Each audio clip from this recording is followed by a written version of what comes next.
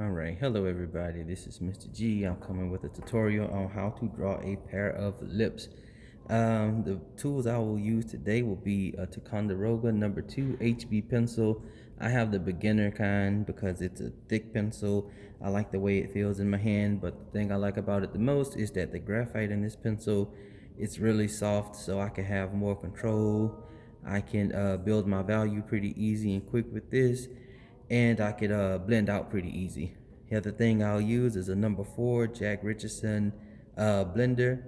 Don't want to use the big one for this because I'm not working pretty big. And then the other thing I'm going to use is a Faber-Castell kneaded eraser. If you have just a regular eraser and not a kneaded one, then that's cool, which I also have a regular old pink eraser that I use. See, it's pretty dirty. And we'll talk about how to use those in a little while. The first thing I like to do when I draw a pair of lips and when I'm teaching this tutorial to my students is I like to make a vertical line and a horizontal line. And so this is going to be the split between the middle split between the left and the right lip, and then this is going to be the split between the top and the bottom lip. Excuse that bell sound. So once you have that, then you have these points on the end. So this will be where the end of the lips are at. This is where your lips will kind of have their end point where the bottom and the top eventually start to meet. And then zoom in a little bit more. Then I have this stretched out U shape here at the top and the bottom. This is the space where the Cupid's bow will be, and then this is the space kind of, I guess, estimate of where the bottom lip will end. All right, and so we'll get into all of the other information as we go along. Let's go ahead and get started. So the first thing I want to do, I have this space and then that space. I want to work with the lips and think about them as 4 separate pieces. You have the top lip and the bottom lip, but the left and the right side of each lip. So work with those things, especially if you're trying to draw a specific person. Work with them and see how these things are shaped based on the facial expressions, and then how they are based on just the natural shape of their lips. Everyone's lips are not exactly the same. All right, so we have that. Want to connect these dots. You want to make sure your spacing is as even and equal as possible. All right, and give a good shape. All right, so we have the top lip. Now let's work on drawing this bottom lip. So for the bottom lip, something I like to do, and just play around with it as you can. It's not necessarily right or necessarily wrong, but I like to stop the bottom lip a little bit inside of this point with the drawing portion of it with the pencil. And then after I finish the drawing portion, making my marks with the pencil, then the rest I'll go in and I'll finish it off with the blending tool. Right, so we have the top and the bottom lip. We have the left side and the right side of the bottom and the top lips. All right, so the next thing I want to do is right here in this space where the lips are connected, and this is just a pair of lips that are closed. I want to make that V shape, and this helps you get like the definition and that natural pattern that the lips have. All right, so that V shape, and this is also a teaching guide and teaching point that I like to implement when I teach as well as when I draw. So we have that point. Now all of the marks that I want to make to kind of help the lips keep the volume or the shape that they have is kind of gonna come off of that point right here. All right, so we want to do something like this. All right, so on the left and the right side for the top lips, we want to have these lines that come in and go from that point and go out. So just to put a few of them in, and then for the bottom lips, the same thing.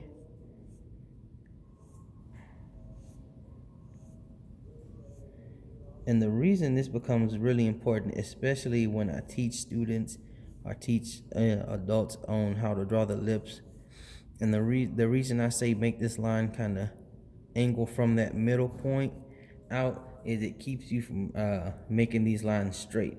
Normally students will have a tendency, instead of making the lines curve, you just tell them you have these ridges on the lips. they'll begin to draw these straight up and down vertical lines, and you'll lose the effect, you'll lose the volume. The next thing I want to do is just kind of map out just a basic oval type of shape, and this will be where my light source will be reflecting from. So this is where the reflected light will be, here in that space. All right, so top lip, bottom lip, left and right side, we have some marks to kind of show the volume and the shapes of the lip, and you can already see this thing starting to pop out and become some lips. Let's erase this information at the top and the bottom because we do not need that information, right? This information inside of the space where we drew our line for the light source, we don't need that information. Now as we go, remember to make sure you are drawing really light marks. Don't draw extra heavy marks right now if you're a beginner. The reason I say that is because you don't want to put a heavy mark down and then you have ghost lines because you don't need that mark and you try to erase it. All right, so moving on, we're going to work with the marks that we have. So now what I'm going to do is I'm just taking my pencil and I'm keeping that same type of mark making process happening. All right, so I'm keeping that same thing going. And then if you notice, I didn't fill the whole thing in with graphite. That's important because that's going to help me when I use that blender kind of pick out areas that I want to have subtle areas of light show.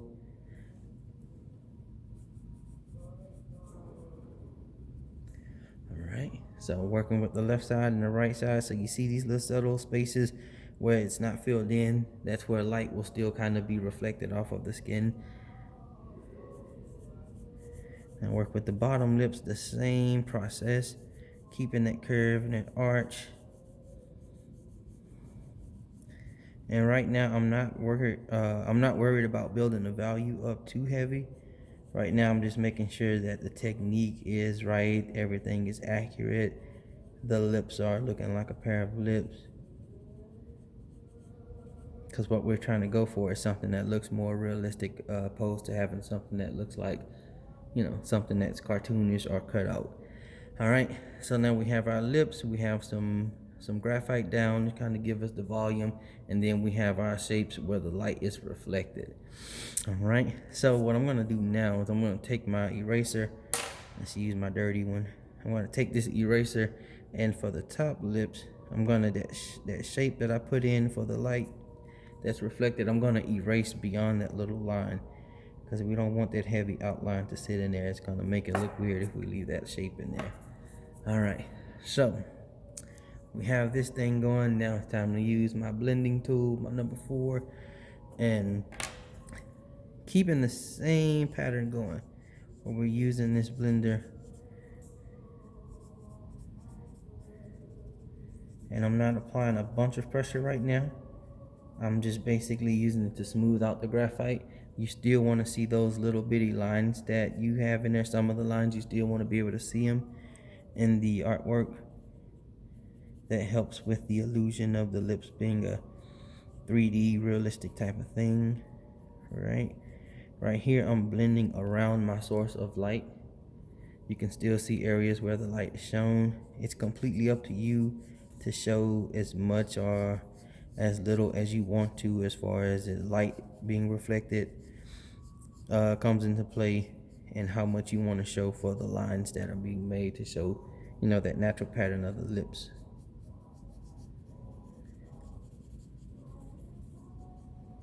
Right. So we have that, and we're starting to see it a little bit more. We're working with these lips. So right here where the lips meet, the bottom lip tends to kind of have a shadow from that top lip, and I do this after I start doing the other blending. You just make a little simple shape.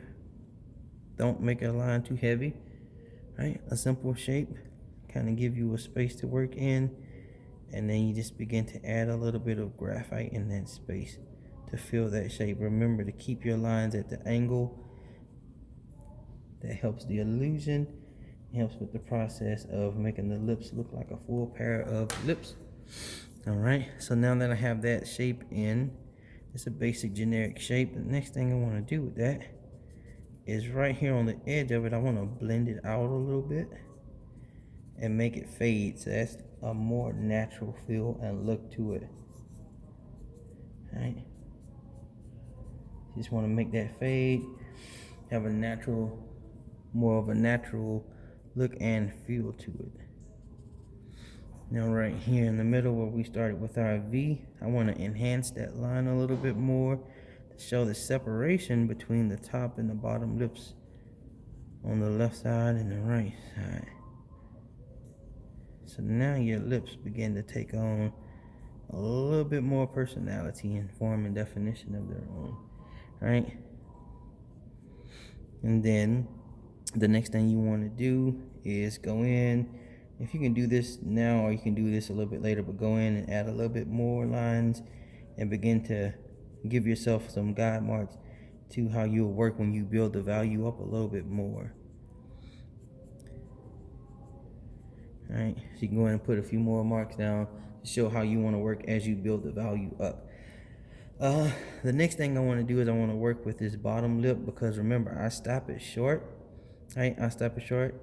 So I want to use the rest of it. I want to make the rest of this lip with the blending tool. Actually, before I do that, let's talk about this space right here. So this is where the inside of the lips will be at. So it's where they meet.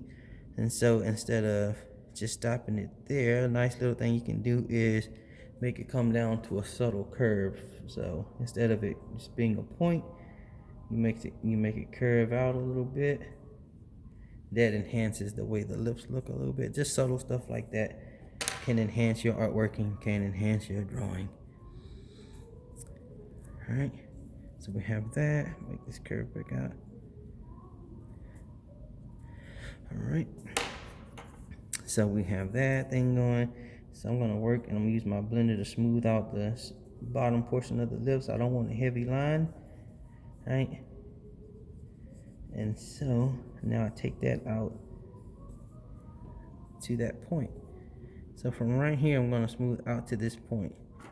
So I'm gonna come from right here and smooth out to that point and kind of fill in this space.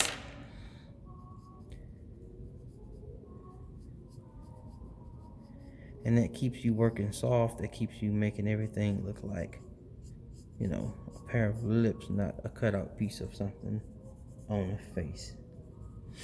All right, and so we have those lips that are down in there, in that shape, in that space. The next thing I want to do is talk about this light source. I'll work with this light source.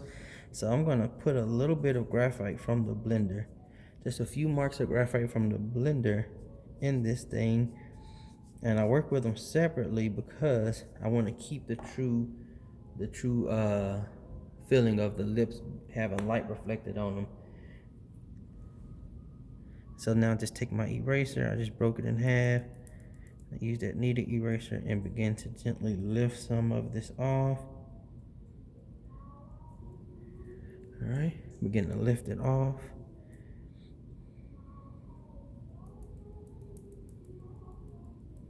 Same thing here.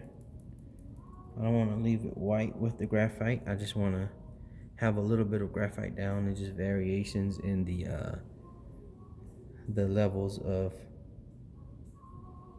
value that's going on in here.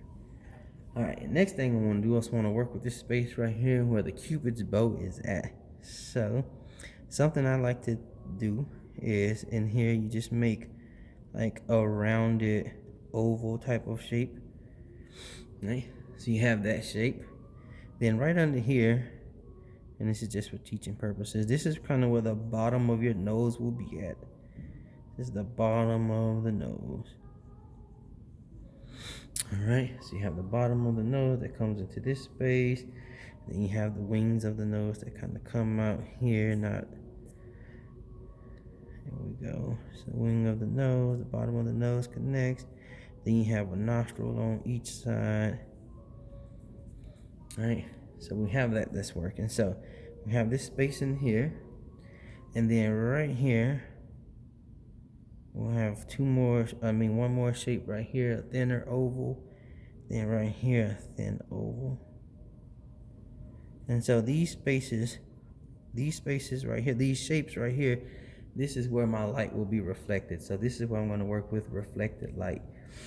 So let's go in here. I'm just going to put a little bit of graphite down, and I'm going to use my angles, right? So my angles are going to show that the skin is folding down this way.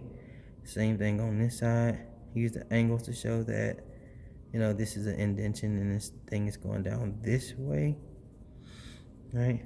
Then over on here on the outside, just use a little bit of graphite. Same thing, the line's going down that way. So these implied lines that we see, that will just show the viewer that, you know, we're looking at this skin that flows out here and down into this space. All right, now back to my blending tool. Be really careful on this, because you don't want to start to go just crazy and put anything down and then you have something you're not happy with. But you just want to gradually blend based on what you see. All right, I'm just doing this off of the top of my mind. I'm not looking at anything or anybody in particular. So I'm just blending in this shape, in this space. Want to start making those lines disappear. Same thing on this other side. We want to blend. Sorry once again about the bell.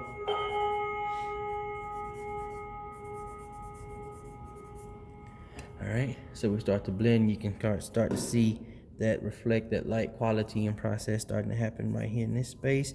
So what I'm gonna do, same way I worked with the lips on the inside right here, I want to make the heavy outline quality disappear on this, but I also don't want to just leave it completely white. So what I'm doing with these shapes is I'm going in, I'm putting a little bit of graphite in to muddy them up just a little bit, but I'm also working to make sure that the outline goes away. All right, so as I work there and make the outline go away, let's just extend this down, because now this is just the skin on the side of the face that is between the nose and the lips. All right, so as I make that go, those lines go away, you can go back in with your kneaded eraser. And I love these kneaded erasers because you can change the shape of them. All right, so just kind of give it a little point and go in and begin to lightly erase in there. And I'm only doing it lightly because I'm trying not to overdo the light process and it begins to look unnatural. All right, so we have the lips, we have the cupid bow. So now I want to finish this off, and I just want to kind of add a little graphite around the lips here at the bottom, because the lips are going to roll here and the skin is underneath. I'm just going to work coming right off the edge of these lips and blending outward, kind of give you that sense of a three-dimensional thing on the space, on the face. I'm just gonna put a little bit more graphite down to kind of help that illusion.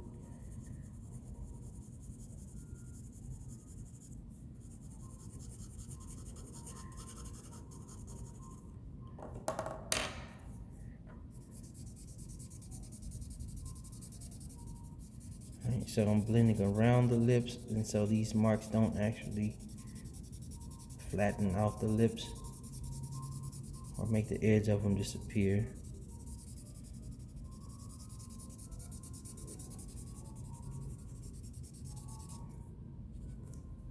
All right, so we have this pair of lips that are sitting on the face. You can see where the nose is at, the cupid's bow. You can see top and bottom lips. It have some depth. It looks like a full pair of lips. This same technique is used no matter if you're drawing different races. It works if you're drawing different genders, if you're drawing boys or girls, or grown men, grown women, teenage boys, teenage girls.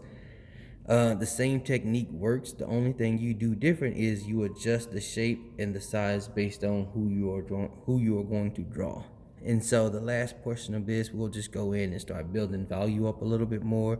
And when I say that, all I'm saying is make some of my darker areas a little bit darker.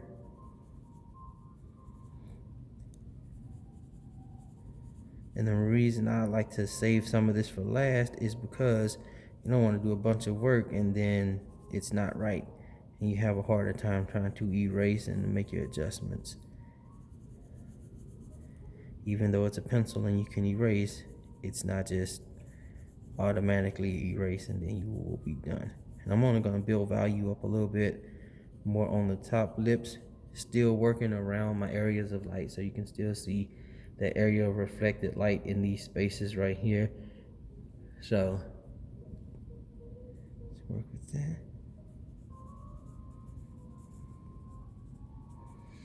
All right, still staying true to my marks that I was making to keep showing that volume in the lips. I remember my first year teaching, I was talking about the marks that I made on the lips when I was doing this tutorial with some students. And so I had one girl go to the restroom, put on some lipstick, then come back to class and kiss a piece of paper just to see if those marks would show up. So it's a real thing. So build my value up, and all I'm doing with my blender after that, I'm just kind of smoothing out these marks a little bit.